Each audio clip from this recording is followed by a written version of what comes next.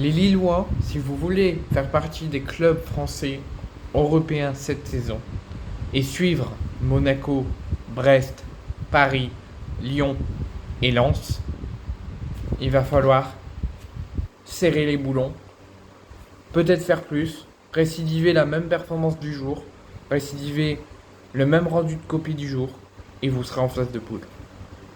Vous avez dominé, vous avez fait mal au Slavia Prague, vous avez récupéré chaque perte de balle du Slavia, vous avez tenté occasion sur occasion, vous avez fait de très beaux petits ponts, de très belles gestes techniques, vous avez fait douter beaucoup de fois les joueurs de Prague.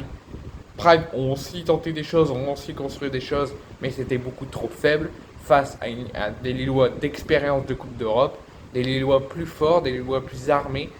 Et la preuve, victoire 2-0 du LOSC, qui prend une large option pour le match retour à Prague, qu'il faudra toujours être prudent, qu'il faudra toujours avoir une grande vigilance et être sérieux sur l'intégralité de la rencontre, soit jusqu'au bout des 90 minutes, soit plus, si infinité, selon le score des deux matchs, et le score du match et des deux matchs.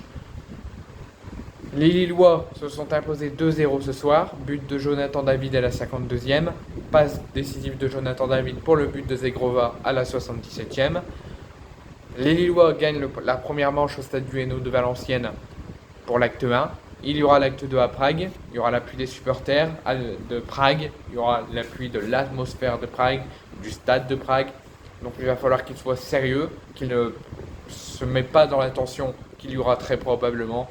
Il faudra qu'ils aient un très grand professionnalisme, un très grand sérieux, une très grande compétitivité. Il faudra leur entrer dedans dès les premières minutes pour leur faire mal et se qualifier déjà à la mi-temps si possible.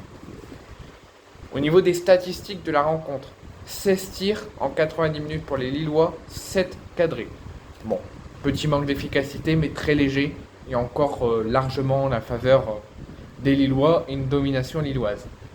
Là par contre où Prague n'a pas tout donné, a trop cédé à l'expérience et au professionnalisme de Lille, il y a manqué clairement d'efficacité. Le Slavia Prague a certes 10 tirs, c'est équivalent avec Lille qui en a 16, donc c'est équilibré, mais a seulement 2 tirs cadrés sur les 10 tirs du match. Donc les joueurs de Prague, eux qui auront leur match de championnat qui devait être prévu ce week-end reporté, il va falloir qu'ils travaillent d'arrache-pied pour réaliser l'exploit la semaine prochaine, mercredi prochain, chez eux, à Prague, pour faire plaisir à leurs supporters et fêter une qualification en phase de poule avec les supporters. Et réaliser un très grand exploit pour éliminer le LOSC.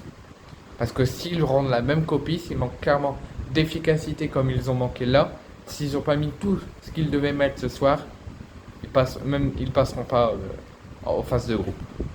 Les Lillois monteront plus au créneau, monteront plus l'expérience et passeront. Et les Lillois, pour la preuve que je vous dis, que là ça montre clairement la physionomie du match, 38% de possession pour le Slavia et seulement 62% pour le LOSC.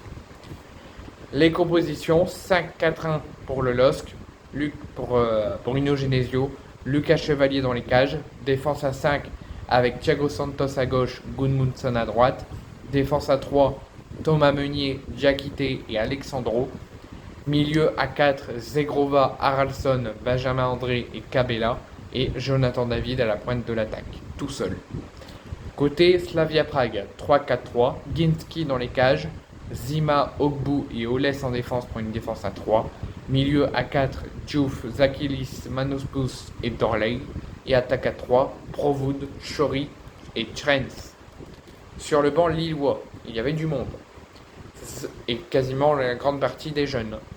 Illich, Mako, Zagraoui, Ismaili, Vitor Manone, Olmeta, Bayo, Ethan Mbappé, Boadi, Aaron Malouda, Ousmane Touré et Vincent Burlet. Et il n'y a que 3 changements qui ont été faits. Ismaili, Illich, 4 changements pardon. Mako et Sakaoui sont rentrés à la place de Cabella, de Jonathan David, d'Haraldsson et de Gudmundsson. Côté Slavia, Skrens, Chori, Manopus, Zaveris ont cédé leur place à Jurasek, à Prevzi, à Boyle et à Chitil. Voici tout ce que vous devez savoir sur ce match. Je n'ai même pas à vous le débriefer. Là, vous allez me dire pourquoi tu parles du match alors que tu étais en train de faire des vidéos pendant le match. J'ai analysé la rencontre, je faisais ça tout le long. pour regarder ce qui se passait et comment Lille jouait. Si vraiment, pour le bien de la vidéo, pour le bien de la chaîne, pour pas vous laisser comme ça sans analyse personnelle, j'ai juste à dire que Lille a été dominant sur ce que j'ai vu, a été dominant, a mis l'intensité présente, a mis le professionnalisme qu'il fallait mettre pour prendre un avantage sur le retour, et il mérite clairement de gagner, il mérite clairement de prendre un avantage sur le retour à Prague.